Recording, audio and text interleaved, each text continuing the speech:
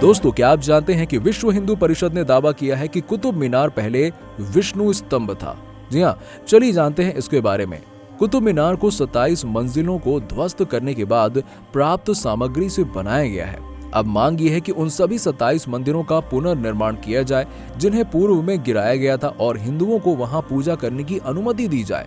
कुतुब मीनार पहले एक विष्णु स्तंभ था, बाद में इसके कुछ हिस्सों का एक मुस्लिम शासक द्वारा पुनर्निर्माण किया गया और उसका नाम बदलकर कुव्वत उल इस्लाम कर दिया गया। विहिप के राष्ट्रीय प्रवक्ता विनोद बंसल ने दावा किया है कि 73 मीटर ऊंची संरचना भगवान विष्णु के मंदिर पर बनाई गई थी और उस वक्त मंदिर को एक हिंदू शासक के समय में निर्मित किया गया था। तभी कुछ सालों बाद 1961 में कॉलेज के कई छात्रों का दल कुतुब मीनार देखने गया। उन्होंने इतिहास में एक परास्नातक और सरकारी गाइड से सवाल किया, जिसका उत्तर कुछ इस तरीके से दिया गया। दोस्तों, जब गाइड से इस मीनार बनाने का उद्देश्य पूछा गया तो उत्तर मिला कि ये एक विजय स्तंभ है। मोहम्मद गौरी ने पानीपत के पास तराइन में राय पिथौर पर जीत हासिल करके बनवाया था इसे। छात्रों ने इस पर सवाल किया कि इस विजय स्तंभ को दिल्ली में ही क्यों बनवाया गया। गाइड का उत्तर था, पता नहीं।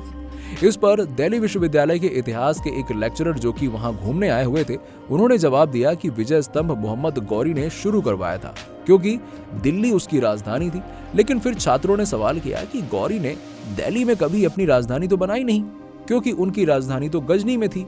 फिर दिल्ली में विजय स्तंभ बनाने की क्यों जरूरत पड़ी? क्या तथ्य है ये? इस सवाल का जवाब किसी के पास नहीं था।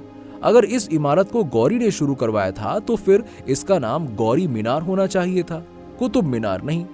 इसे कुतुब मीनार क्यों कहा जाता है? इसके जवाब में कहा गया कि इस इमारत का निर्माण शुरू करने वाला कुतुबुद्दीन ऐबक मोहम्मद गौरी का गुलाम था और उसने अपने मालिक के लिए इसकी नींव रखी थी। छात्रों ने सवाल किया कि अगर ये तर्क सही है तो उसने विजय स्तंभ के लिए दिल्ली को ही क्यों चुना? इस पर छात्रों ने फिर से सवाल किया। अब इस मीनार का निर्माण गौरी के काल में शुरू हो गया था, वो जीता था तो उसके गुलाम ने दिल्ली को अपनी राजधानी कैसे बना लिया? इसके पास एक मस्जिद खंडहर में बदल चुकी है, लेकिन तब भी इसका टावर क्यों शान से खड़ा है? इस सवाल का वहां पर खड़े किसी भी शख्स के पास कोई जवाब नहीं था। दोस्तों, ये वीडियो आप बहुत ही ध्यान से और लास्ट तक जरूर देखिएगा। बनाई गई ये वीडियो आपको कुतुब मीनार देखने का नजरिया ही बदल देगी।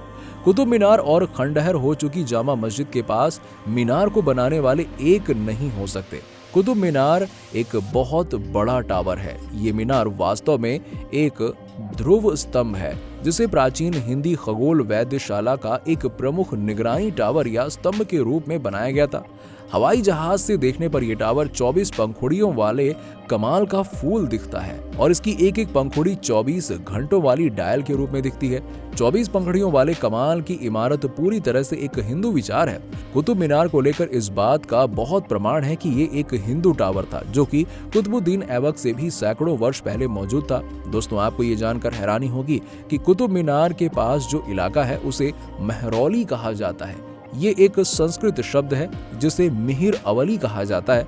इस कस्बे के बारे में कहा जाता है कि यहाँ पर विख्यात खगोलक मिहिर रहा करते थे। उनके साथ उनके सहायक और तकनीकी वैद्य रहा करते थे। वो लोग इस कुतुब मीनार का खगोलीय गणना और अध्ययन किया करते थे।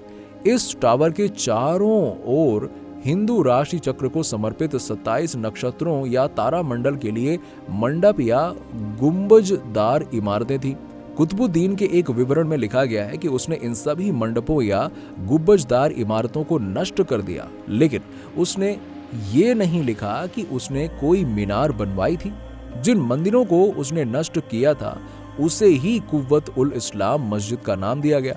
कुतुब मीनार से निकाले गए पत्थर एक और हिंदू मूर्तियां थीं, जबकि दूसरी ओर अरबी में लिखे गए अक्षर थे। इन पत्थरों को अब म्यूजियम में रख दिया गया। इससे अब ये बात साबित होती है कि मुस्लिम हमलावर हिंदू इमारतों के पत्थरों के आवरण को निकाल लेते थे और मूर्ति का चेहरा या सामने का हिस्सा बदलकर इसे अरबी में लिखकर अलग हिस्सा बना देते थे।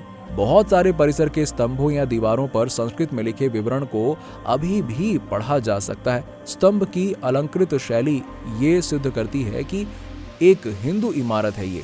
मुस्लिम मीनारों की धरातल पूरी तरीके से समतल होती है। जो लोग ये तर्क करते हैं कि इस टावर का उपयोग मुस्लिम के अजान के लिए होता था, तो ये लोग कभी भी उसके ऊपर नहीं गए और उन्होंने इसके ऊपर से नीचे रहने वालों के लिए कभी चिल्लाकर नहीं देखा होगा।